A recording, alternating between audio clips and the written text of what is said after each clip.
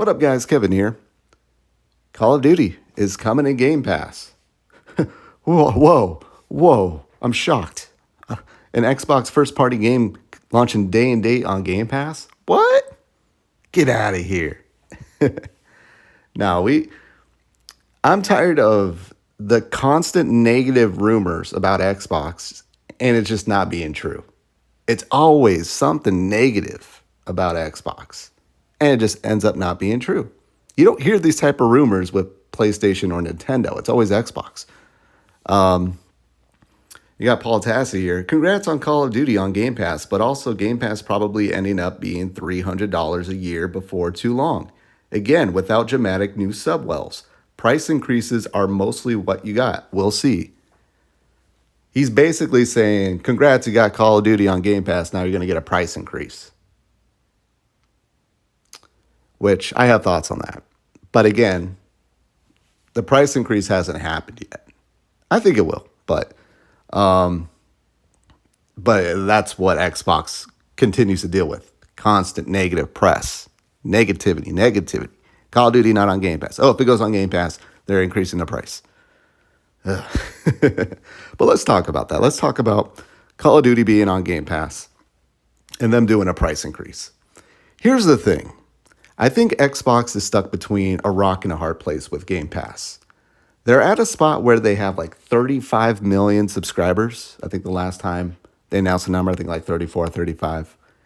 And that's enough of a player base to eat into sales, eat into people buying the game. Enough to hurt the game. But it's also not enough subs for Xbox to make a crap ton of money. But again, like 35 million a month, that's like what? Well over $300 million dollars? $350 million just what for the $10 tier? I don't know what the tiers are. I think the ultimate tier is like what, $16.99? And I hear a lot of people are on that. It's like, okay, so I expect Game Pass to go up to Ultimate to go to $20 a month. And who's upset about that? Who's upset about that? I think we'll all be upset. I think there'll be a day or two like, dare you Game Pass 20 a month. But you got to think about it like this. Xbox, it's a win-win-win. Increasing the price. I know, here I am defending Xbox, but I'm not subscribed. I got to say I'm not subscribed to Game Pass because games take way too long to beat, and it's much cheaper for me to just buy them outright. But if it goes to 20 a month, that's still pretty, like, it would still take about 3.5 months worth of Game Pass to beat a $170 game. That's still, I would consider value. Xbox gets more money a month, and they want more money. That's their goal, is to make more money. And I think it would incentivize people to play on Game Pass, play games. Because holy crap, I'm spending $20 a month, not 10, not 16. Let's instead of buying the new game along with just having Game Pass in the background, let me put Game Pass front and center and actually use the damn service. I bet you a lot of people don't even use the damn service. But yeah. And then them putting Call of Duty, let's say it works out, not only they're getting extra money a month, then the subscribers will start to grow. And it's at 35. If they put Call of Duty on Game Pass, it'll probably grow to like 40 million. Like how many active users play Call of Duty? Like, I don't know, what, 5, 10, 50, I don't know. But a good percentage of those people will still just buy the game. They're going to be mostly playing it on either PC or PlayStation. So Xbox is just kind of in this like no man's land where no matter what they do, they win. Because then if people are turned off by the price increase, what will they do? They'll just go buy the game. And that's even better for Xbox. So no matter what, Xbox wins. I think the way they lose is if they actually don't increase the price. If they don't increase the price and a good chunk of people play it on Game Pass for like a month or two and then they unsubscribe.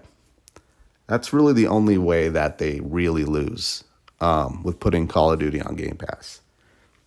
If they're getting an extra like $5 a month from everybody on Game Pass, and then they do that, it's like, okay, that lessens the blow. But here's what I think they should do with Game Pass. I think they need to split up the tiers. They kind of already are, but I think they should have like a $25 tier where you get everything, like the ultimate tier, where you just get everything day and date, like a day and date tier for $25. Because I bet you the metrics show, the telemetry shows that people are subscribing to Game Pass for like 1 month or two to play the new games, and then they're unsubscribing. And Xbox, that doesn't benefit Xbox. They need them to stay. So if you're going to do that, then you might as well just, it's like, okay, players are going to do that. Might as well increase it to 25. That way you're getting like at least 25 to $50 from these people that subscribe and unsubscribe. And then that would be offset by the people who do subscribe and forget to unsubscribe or stay on the service. And $25 a month is still cheap, guys. I think Game Pass can go, you could make a case that Game Pass could be $60 a month. $60 a month and you're playing one brand new game that's $10 less than a $70 game. Like for me personally, who buys multiple new games a month, that is a deal. Like for me, like if every game, I would pay Game Pass $100 a month if every game that I wanted to play was there day one. That's how they would get me. That's really why Xbox Game Pass fails or doesn't grow. It's just there's so many games that people want to play that just don't launch on the service. That's the biggest hurdle for Xbox is, Elden Ring, Baldur's Gate 3, just so many games. So many great games just don't launch on Game Pass. But yeah, it's just kind of my thoughts on that. I'm not here to say, hey, Xbox, increase Game Pass. But for me, it's just when it does happen, you got to remember, Xbox goal wasn't to hit 35 million and stop. 35 million and stop. I think right now even if they got to like 60 million, let's say they got to 60 million the last couple years and it sold, I think they would still be pissed and do a price increase. They always have to continue to grow. But that's what happened. Xbox got the 35 million and they stalled. And that's just really a no man's land with Xbox and Game Pass. Crap ton of subscribers, but not what they wanted. I think they have we put this on Game Pass, we'll get to 100 million. It's not going to get there, guys. It's not going to get there. And I think people need to start looking at Game Pass as a place where it's an option. It's an option. That's all it is. It's an option. Not some place where you strictly go to play your games. I know a lot of people do it that way, but people who actually game and want to play the greatest, newest games, they just go and buy the games because most of them don't come to Game Pass. And I think Xbox is figuring it out.